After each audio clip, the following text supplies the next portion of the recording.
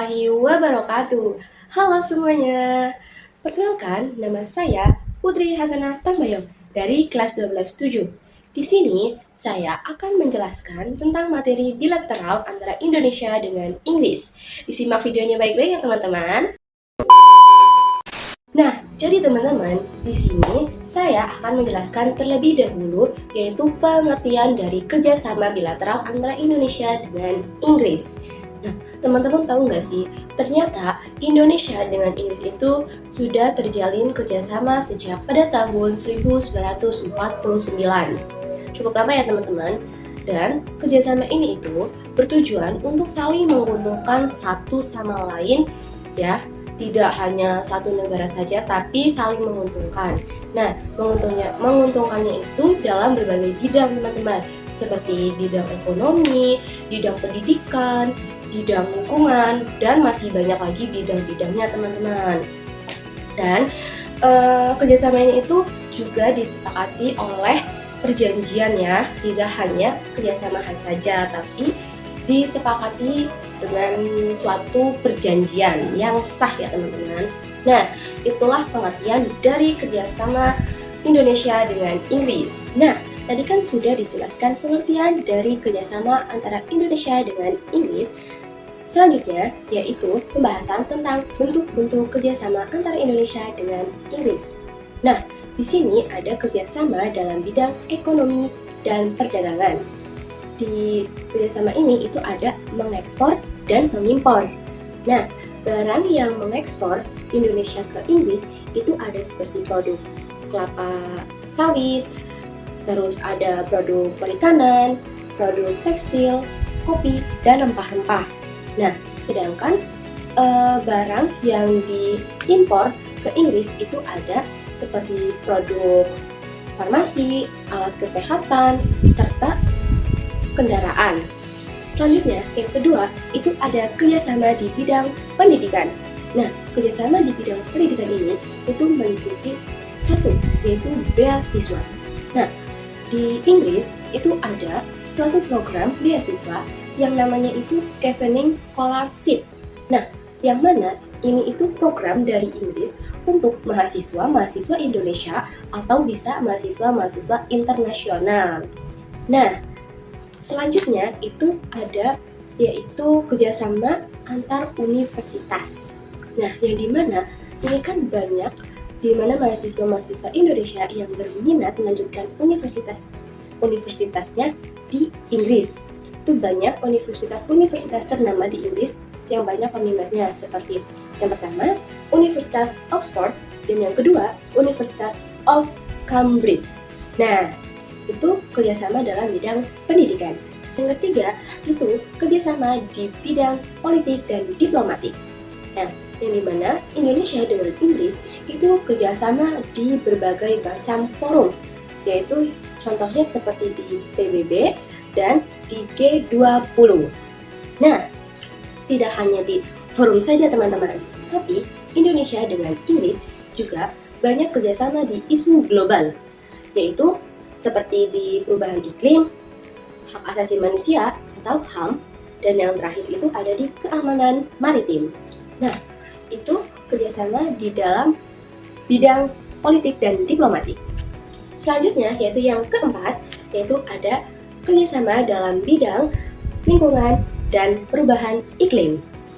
Nah, di sini itu dibagi menjadi dua. Yang pertama itu ada energi terbarukan. Nah, di sini contohnya apa sih? Nah, contohnya yaitu seperti dukungan teknologi dari Inggris untuk energi hijau. Nah, tujuannya untuk Indonesia lebih ramah lingkungan dan tidak tergantung pada energi fosil. Dan yang kedua itu ada perlindungan hutan tropis. Nah, contohnya seperti pengelolaan hutan berkelanjutan.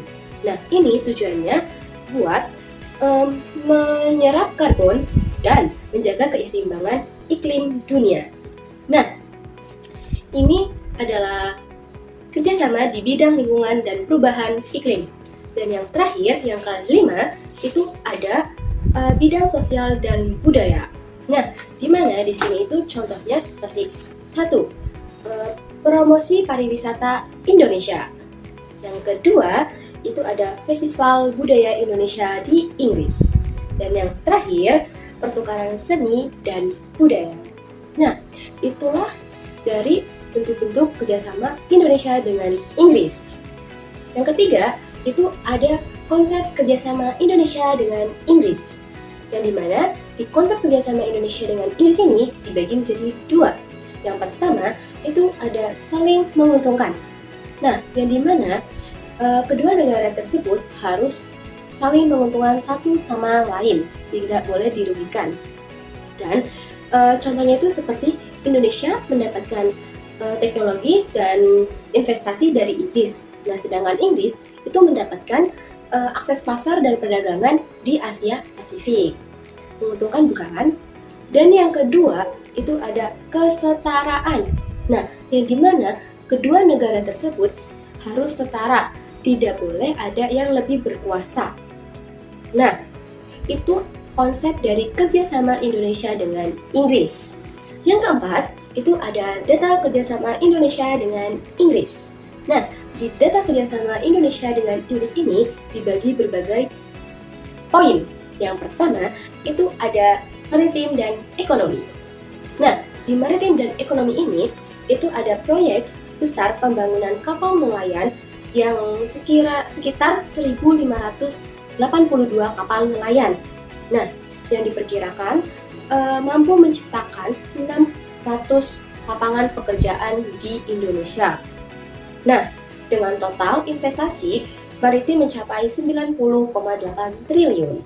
Yang kedua, ada investasi. Nah, di mana Inggris ini investor terbesar dengan total nilai 2,28 miliar pada tahun 2019. Nah, mayoritas sektor pertambangan itu ada 22%, pertanian ada 17%, dan makanan ada 11%. Nah, itu adalah data kerjasama Indonesia dengan Inggris. Poin yang kelima, yaitu wilayah yang terdampak dari kerjasama Indonesia dengan Inggris. Nah, wilayah yang pertama yaitu DKI Jakarta. Nah, dampak positifnya yaitu semakin meningkat peluang kerja dan investasi. Dan dampak negatifnya yaitu persaingan kerja semakin ketat. Dan wilayah yang kedua yaitu ada di Jawa Barat dan Jawa Timur. Nah, dampak positifnya yaitu bertambahnya lapangan kerja seperti PT-PT. Nah, dampak negatifnya yaitu bisa resikonya itu pencemaran limbah. Yang ketiga yaitu ada di Kalimantan. Nah, dampak positifnya yaitu perlindungan hutan. Dan dampak negatifnya yaitu bisa terjadi eksploitasi sumber daya alam. Yang terakhir yaitu ada di Bali dan Yogyakarta. Nah, dampak positifnya yaitu pariwisata dan pertukaran budaya semakin meningkat. Dan dampak negatifnya yaitu masuknya budaya asing yang dapat mempengaruhi budaya lokal jika tidak disaring dengan baik.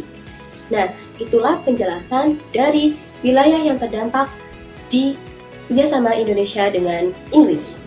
Selanjutnya, poin yang ke-6 yaitu paradigma kerjasama Indonesia dengan Inggris. Nah, paradigma ini dibagi menjadi dua, teman-teman. Yang pertama, paradigma liberalisme.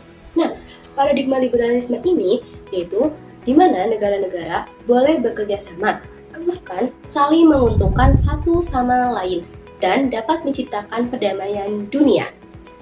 Paradigma realisme, yang di mana paradigma ini setiap negara boleh bertindak berdasarkan kepentingan nasional, terutama untuk menjaga keamanan dan kekuatan. Nah, tapi untuk kerjasama Indonesia dengan Inggris ini lebih condong ke paradigma liberalisme. Mengapa? Karena kerjasama Indonesia dengan Inggris ini saling menguntungkan satu sama lain, ya teman-teman. Nah, itulah paradigma liberalisme Indonesia dengan Inggris. Dan poin yang terakhir yaitu dampak kerjasama Indonesia dengan Inggris. Nah, dampaknya ada positif dan dampak negatif. Dampak positifnya yang pertama yaitu meningkatkan pertumbuhan ekonomi. Yang kedua, yaitu meningkatnya peluang kerja. Yang terakhir, yaitu ada transfer teknologi dan ilmu pengetahuan. Nah, selanjutnya dampak negatif. Dampak negatifnya, yaitu yang pertama, ada ketergantungan ekonomi. Yang kedua, ada resiko eksploitasi. Yang ketiga, ada persaingan industri lokal. Nah, sekian penjelasan dari saya tentang kerjasama bilateral antara Indonesia dengan Inggris. Kurang lebihnya, mohon maaf. Wassalamualaikum warahmatullahi wabarakatuh.